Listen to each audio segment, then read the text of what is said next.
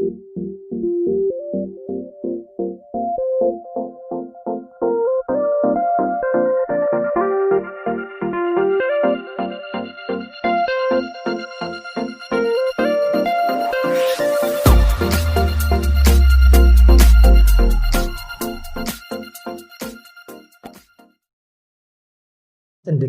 berbagi. Nah, itu apa sih cendekia berbagi? Nah, kalau cendekia berbagi ini untuk yang saat ini sedang kami lakukan, terutama di masa pandemi yang kemarin kami bagi-bagi masker, gitu ya. Lalu yang kedua ini yang kami adakan rutin, itu yang bekerja sama dengan Perpustakaan Kabupaten Madiun, itu kami mengadakan program rolling buku. Jadi program rolling buku ini untuk komunitas Cendekia Bumi berfokus pada anak-anak di panti asuhan atau pondok pesantren. Karena kan mereka memang akses untuk ke perpustakaan atau mendapatkan buku itu menurut kami jauh lebih susah daripada anak-anak yang tidak berada di sana, seperti itu. Jadi kami mengadakan rolling buku ke sana dan alhamdulillah tanggapan dari pondok-pondok pesantren dan panti asuhan itu cukup baik ya. Jadi mereka setiap minggu itu secara volunteer, sukarela itu mereka mengirimkan foto adik-adik yang lagi baca buku gitu. Jadi kami juga seneng gitu kan, adik-adik panti asuhan tidak cuma bermain yang keluar gitu. Jadi mereka juga sambil baca-baca bukunya dan ternyata mereka senang banget buat baca bukunya itu gitu. Jadi Perpustakaan Kabupaten Madiun itu memiliki program rolling buku dan itu sebenarnya kegiatan umum yang bisa diikuti oleh komunitas, mungkin sekolah atau kegiatan-kegiatan masyarakat lain yang ingin meminjam bukunya dalam jumlah banyak dan dikembalikan dalam waktu yang relatif lebih lama. Ya bisa pinjam 100 buku, jangka pinjamnya itu bisa 1 bulan. Dan ini kegiatan ini sudah dikerjasamakan dengan Cendekia Bumi 2 bulan ini bahkan ya. Semoga ke depan bisa dilanjutkan lagi. Minimal kita berusaha untuk mendekatkan antara sumber buku dan pembacanya. Itu sebenarnya tujuan dari rolling buku, nanti bisa dilanjutkan lagi Mbak. Oke. Terus tadi juga sudah disinggung tentang tanggapan masyarakat. Ya, ternyata banyak yang excited, banyak yang tertarik membaca buku. Bahkan ini sebenarnya nanti mau saya singgung di pertanyaan selanjutnya terkait tentang minat baca Mas. Ini kan kita banyak dikatakan Indonesia itu termasuk terendah berbagai penelitian gitu ya. Tanggapannya, kalau tanggapannya dari teman-teman Cendekia Bumi yang aktif di bidang kegiatan pendidikan, ini sebenarnya apa sih yang jadi problem di ini, bisa di-sharingkan Mbak ke teman-teman yang lain? Kalau gantian ya Mbak. Kalau minat baca ya, minat baca memang sejauh yang saya tahu dari UNESCO itu menyatakan minat baca di Indonesia itu rendah ya, 0,01%. Jadi setiap 1.000 orang cuman ada 1 orang yang membaca buku. Nah, kalau dari kami Cendekia Bumi, kami berusaha untuk mendekatkan buku-buku itu ke mereka. Jadi kalau kami ya prinsipnya jangan berharap mereka itu datang ke kita gitu. Kalau kita bisa datang ke mereka, kenapa enggak gitu. Jadi kalau kami itu pengennya menghadirkan buku itu lebih dekat ke mereka. Makanya kami mengadakan rolling buku ini supaya anak-anak yang akses terhadap buku itu kurang, mereka bisa mendapat akses yang lebih mudah seperti itu. Mungkin kita juga perlu evaluasi. Mungkin minat baca yang kurang itu bukan karena anak-anaknya nggak mau baca, tapi karena aksesnya yang kurang gitu. Mungkin perpusnya udah bagus, udah banyak buku, tapi nggak semua anak itu mau ke sana, bisa pergi ke sana kayak gitu. Jadi kita butuh mendekatkan itu. Kalau saya tahu di tiap SD itu sudah ada perpustakaannya juga. Tapi kita juga perlu lihat apa banyak anak yang masuk ke perpustakaan. Nah, kalau dari kami yang kami lakukan di SD sebelumnya, kita dekatkan. Jadi buku-buku itu kami bawa. Kita bikin rak-rak di sudut-sudut kelas. Jadi buku-bukunya biar ada di kelas-kelas, bukan di perpustakaannya. Jadi anak-anak bisa bebas buat baca buku dan lain-lain kayak gitu. Dan untuk mungkin kalau inventarisir ya, jadi jangan takut bukunya rusak, hilang atau apa. Mending bukunya hilang, rusak itu kan artinya dibaca. Kalau bukunya tetap rapi, bagus, klimis gitu di perpustakaan kan artinya nggak pernah dibaca gitu ya. Jadi kalau saya nggak apa-apa buku itu didekatkan, taruh di kelas-kelas, hilang ya beli lagi. Itu kan berarti mereka baca. Rusak, robek itu ya berarti mereka baca gitu. Daripada tetap mulus tapi tetap di perpus itu kan mubazir. Kurang bermanfaat ya. Oke, menarik sekali guys. Mungkin bisa jadi wawasan tambahan pengetahuan bagi kami. Pertanyaan selanjutnya ini Mas. Ada istilah yang mengatakan bahwa perpustakaan adalah jantungnya pendidikan. Nah ini dari segi teman-teman cendekia membumi yang sering atau banyak berkegiatan di pendidikan, ini apa sih pendapatnya tentang itu? Bisa dijelaskan? Nah, kalau dari kami sendiri ya, memang perpustakaan ini kan memang punya fungsi penting gitu, di mana buku-buku ini tuh berkumpul di perpustakaan sebenarnya. Nah, kalau memang fungsinya memang seperti jantung ya, jadi memang harus mengalirkan aliran darah gitu. Jadi kalau menurut saya mungkin banyak perpus yang harus meniru langkah dari Perpustakaan Kabupaten Madiun untuk mengalirkan buku-buku itu lebih dekat ke masyarakat. Jadi jangan disimpan saja di dalam perpustakaan. Jadi seperti jantung itu memang harus mengalirkan aliran darahnya ya, ke seluruh bagian tubuh.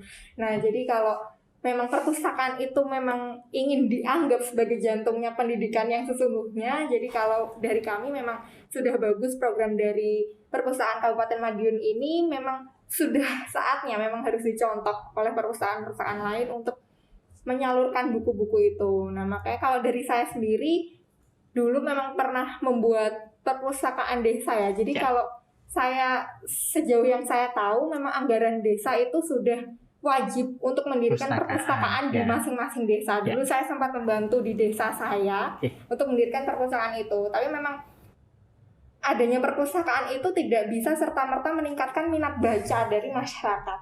Jadi kita tetap harus berinovasi, mengadakan program-program yang mana buku-buku ini akhirnya bisa terbaca oleh masyarakat, seperti itu.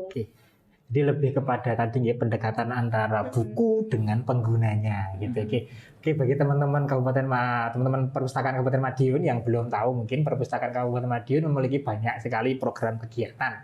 Misalnya kalau kalian dari komunitas atau perseorangan bisa melalui rolling buku sesuai seperti Cendekia Membumi, atau teman-teman dari komunitas ingin memanfaatkan ruang di sini boleh. Kita punya ruang yang cukup luas untuk gunakan teman-teman rapat misalnya atau apa misalnya, seperti itu bisa.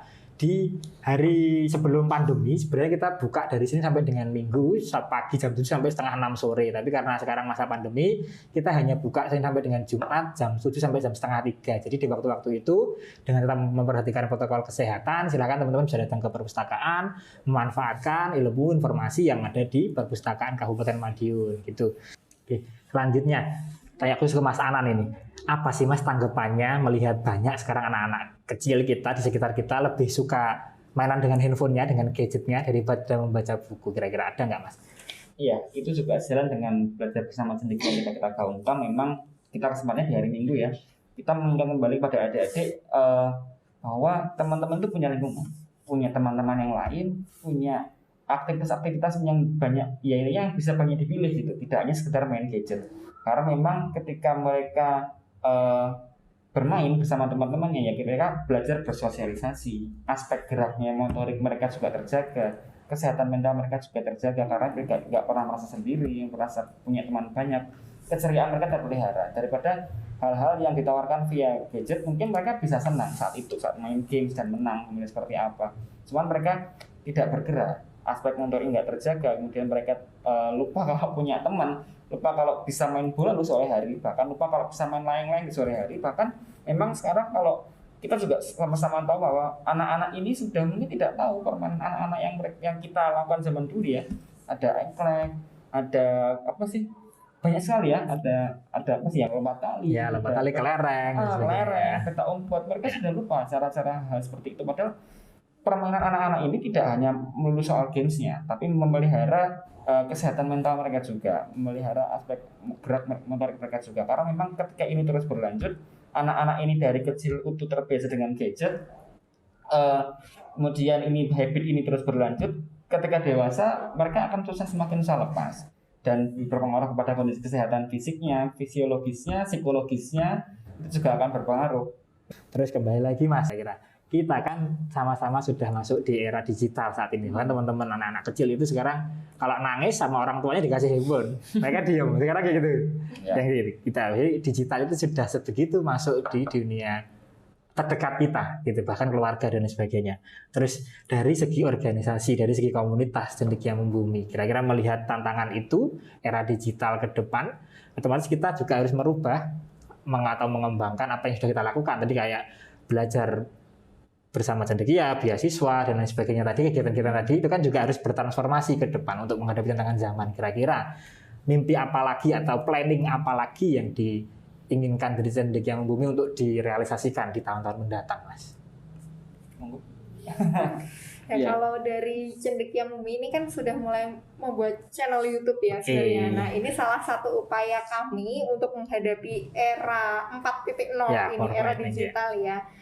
Jadi memang kami mengharapkan ilmu-ilmu yang disampaikan oleh kami, oleh teman-teman SMA kepada adik-adik SD, terutama melalui belajar bersama Cendekia, itu tidak hanya saat offline saja, tapi bisa disampaikan juga melalui gadget-gadget ini, melalui YouTube. Jadi memang selama pandemi ini kita juga malah jadi banyak belajar ya, bagaimana cara menggunakan gadget-gadget ini supaya lebih bermanfaat seperti itu. Jadi memang di YouTube ini nanti akan kami berikan video-video edukasi, video bermain sambil belajar seperti itu untuk lebih mendekatkan apa yang ingin kami sampaikan itu ke anak-anak yang sekarang sudah mulai beralih ya bermainnya dengan gadget. Seperti itu. Oke, pertanyaan terakhir sebelum kita tutup acara pada hari ini, gimana sih kalau teman-teman dari pendengar kita, sahabat Puskama ingin mendaftar atau jadi member dari Cendekia Membumi, bisa dijelaskan, Pak?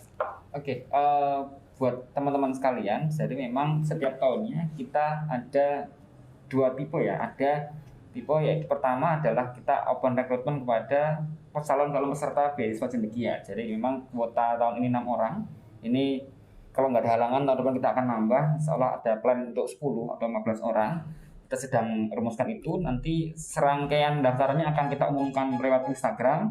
Nanti teman-teman boleh terus kepoin segala kegiatan kita, ada pengumumannya semua di situ, termasuk alur pendaftaran, syarat, jadwal-jadwalnya ada semua di sana. Jadi untuk terlibat seperti itu, untuk menjadi teman-teman yang ikut di beasiswa Cendekia seperti itu. Kemudian bagi teman-teman yang sekiranya ingin mengisi waktu luangnya, tidak terus terikat secara panjang, ingin mengisi waktu luangnya bergabung dengan kegiatan-kegiatan kita, sebenarnya cukup mudah juga sih. Tinggal kontak aja ya teman, nomor yang sudah tercantum di bio Instagram, tinggal kontak aja, nanti kita akan informasikan minggu ini kegiatannya apa, kemudian plan minggu depan jadwalnya apa, kemudian teman-teman bisa langsung datang ke lokasi dan bergabung. Mudah saja, tidak ada syarat apapun. Boleh, karena memang kita tidak membatasi keterlibatan siapapun di situ.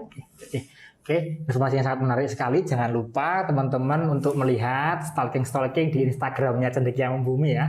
Banyak informasi yang akan kalian dapat, beasiswa, pendaftaran, berbagai kegiatan yang mereka lakukan bisa kita lihat di Instagramnya itu ya. Oke.